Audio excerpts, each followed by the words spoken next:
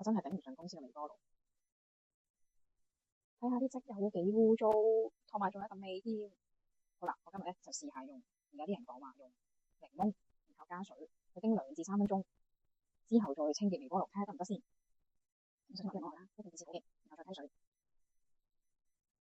咁大家覺得啦，咁俾大家睇咧，佢咧真係捽兩捽咧，嗰啲漬就好容易落咯。見到啊？咁啊，就捽埋呢啲黃色嘅漬先，捽埋側邊呢個位。咁啊，再睇下效果先。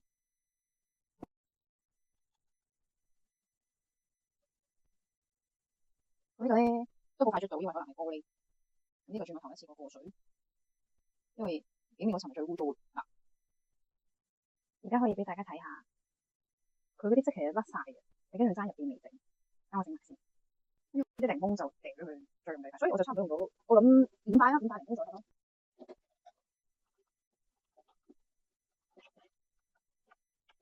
加咗佢。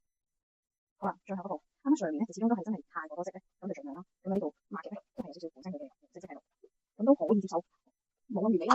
個表面即係大家咁樣睇嘅話咧，就整得好乾淨，睇啲檸檬渣，抹啲大家睇下。嗱，我每個就係有9成，咁睇咧呢個咧有檸檬嘅，都係少少，咁睇好乾淨啊，起碼有9成檸檬清潔微波爐係 OK 嘅。